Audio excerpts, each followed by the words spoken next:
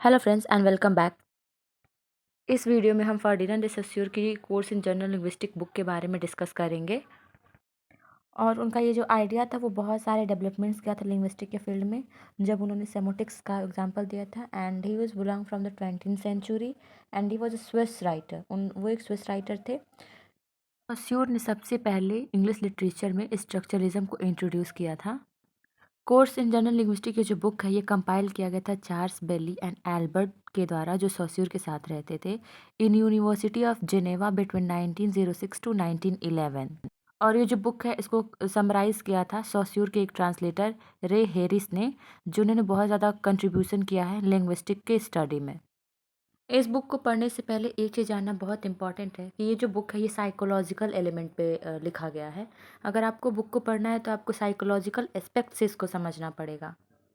Because Saussure ने जो भी बोला है उसको इनके जो भी फॉलोअर्स हैं, जो भी इनके स्टूडेंट्स हैं, उसको इन लोगों ने नरेट कर दिया है।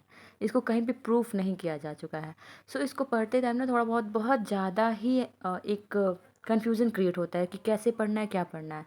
तो इसको स्टार्ट करने से पहले ये इम्पॉर्टेंट था बताना। ये टोटल सेमोलॉजी पे डिपेंड है, जो साइंस सिस्टम की स्टडी का लिए है। इस बुक में जो है सबसे पहले तीन चीज़ों को इम्पोर्टेंस दी गई है: sign, signifier and signified. Any word in language is a sign and that language function as a system of sign. किसी भी लैंग्वेज में किसी भी वर्ड में अगर कोई लैंग्वेज है तो हम उसे साइन बोलते हैं। In his course of general linguistic publish in 1960, Saussure made a complete break with 18th and 19th century linguistics, which studied language in a historical context। और इन्होंने जो ब्रेक लगाया था साइन, सिग्निफायर और सिग्निफाइड को लिखने के टाइम पे या बोलने के टाइम पे, तो ये 18th सेंचुरी और 19th सेंचुरी दोनों के बीच में एक ब्रेक लगाता है। एंड सेकेंड पे आते हैं signifier. The signifier constitute the material aspect of language. In the case of spoken language a signifier is any meaningful sound which it's utter or heard. In the case of written language, it is a meaningful mark inscribed on the page। ये जो signifier जो होता है वो एक mental aspect होता है और इसे हम पेज पे रिटन पाते हैं।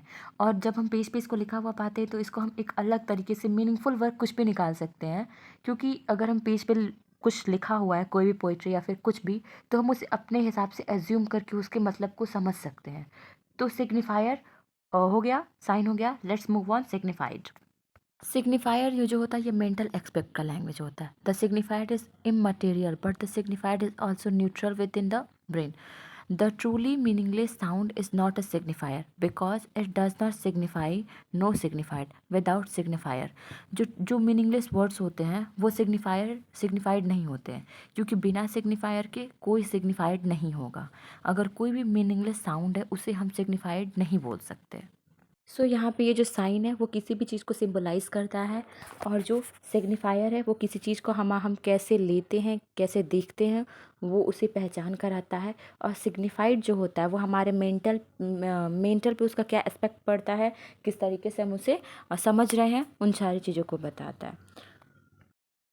Saussure had analyzed the sign into two components: a sound of acoustic component, which he called the signifier, and a mental component, which he called signified। Like अगर हम किसी भी आवाज़ के थ्रू किसी चीज़ को समझते हैं तो वो सिग्निफायर है, एंड अगर किसी चीज़ को हमारा मेंटल पे इफेक्ट पड़ता है तो वो सिग्निफाइड है। सॉस्यूर ने फर्स्टली क्या किया था, इन्होंने साइन ऑफ लैंग्वेज को इंट्रोड्यूस किया था। एंड इन्होंने studying the structure of language Saussure come to conclusion linguistic is a sign of arbitrary. इन्होंने साइन को आर्बिटरी बताया है। एंड इन्होंने बताया कि किसी भी तरीके को मनमाने ढंग से इन्होंने साइन को लोग रिप्रेजेंट करते हैं। Language can be set the stand for the reflect of reality. ने डिस्टिंक्शन किया है लैंग्वेज का, भी बताया लाइन दो साइन को, साइक्रोनिक और डाइक्रोनिक। एंड इसको ये सिस्टम ऑफ जो डाइक्रोनिक है as a system of functioning at given a moment in a time. एक मोमेंट जो टाइम में आता है उन्होंने डाइक्रोनिक बताया है। और साइक्रोनिक जो होता है ये एक इंस्टीट्यूशनल होता है जो टाइम के थ्रू चलता है। एंड जो सॉस्यूर है इनका खुद फेवर करते हैं साइक्रोनिक को, जो study of language synchronic language को ये फेवर करते हैं।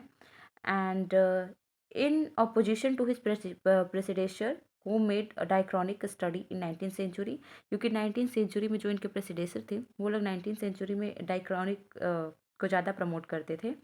And Language is an area of common interest, but post-structuralism take up a more radical reading of Saussure theory. Saussure theory को बहुत ज़्यादा लोगों ने पढ़ा, समझा और समझने की कोशिश की. सो इस वीडियो का एंड यहीं पे. Thank you so much for the watching. Keep like, share and subscribe with your friends and comments on the comment section. Thank you.